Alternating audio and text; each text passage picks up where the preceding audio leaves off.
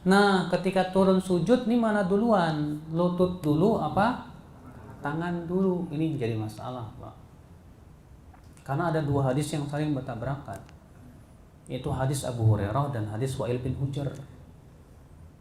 Ya, dalam hadis Abu Hurairah, Rasulullah sabda, "Idza sajada ahadukum fala yabruk kama yabrukul ba'ir wal yadha yadayhi qabla rukbatayhi." Apabila salah seorang dari kalian sujud, janganlah ia turun seperti unta yang turun, tapi hendaklah ia meletakkan tangan dulu baru lutut. Sementara dalam riwayat Wa'il bin Hujr dengan lafaz hendaklah ia dahulukan lutut dulu baru tangan. Ketahuilah Pak, bahwa riwayat Wa'il bin Hujr ini syadz, bahkan mungkar. Kenapa? Karena dalam perawinya adalah perawi yang lemah dan terjadi ittirab di situ. Dan riwayat Abu Hurairah ini ada syahidnya, penguatnya dari hadis Ibnu Umar, di mana riwayat Abu Hurairah ini dikatakan Imam Nawawi sanadnya jayyid, dikuatkan lagi dalam riwayat Ibnu Umar sehingga naik kepada sahih. Makanya yang sahih itu Pak, yang ditunjukkan oleh hadis adalah Nabi SAW meletakkan tangan dulu baru kaki, baru apa? Lutut. Yang kedua Pak, bahwa orang-orang Arab biasa menyebut bahwa lutut unta itu di depan. Lutut unta di mana? Di depan.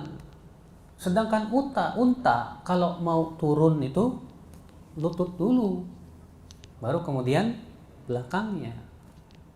Makanya kan lafadznya rukbatai, rukbah. Dan dalam bahasa Arab, ya, rukbah untuk unta itu yang ada di depannya. Sebagaimana disebutkan dalam sebuah riwayat bahwa ketika Rasulullah SAW hijrah ke kota Madinah, maka ia dikejar oleh Suraqah, ya, dengan kudanya. Ketika hampir mendekati, tiba-tiba apa yang terjadi? Ya, kudanya tersebut, ya, jatuh ke bawah, ya, fasaqata ala rukbatai, jatuh ke bawah dan jatuh di atas rukbahnya. Disebutkan di situ rukbahnya, depan dulu dia masuk. Berarti rukbahnya unta, demikian pula kuda yang binatang 4 kaki itu di depan Pak.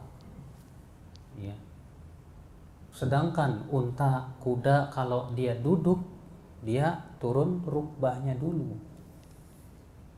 Terlebih yang kedua sudah saya sebutkan tadi, yang pertama tadi Pak, ya, bahwa hadis yang mendahulukan apa?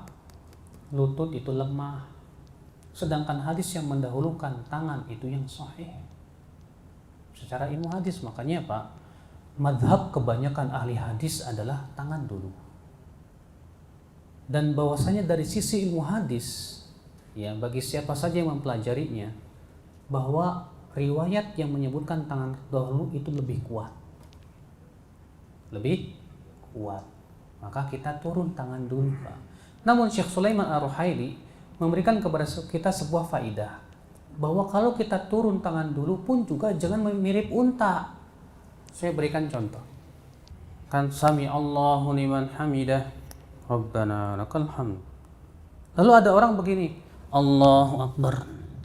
Nah, ini yang disebut dengan mirip unta. Walaupun tangan dulu, tapi hendaknya kita turunkan dulu jasad kita, Allahu Akbar, baru kemudian tangan dulu, supaya tidak mirip dengan turunnya unta. Ya, paham nggak Pak? Ya, Allahu Akbar, begitu Pak.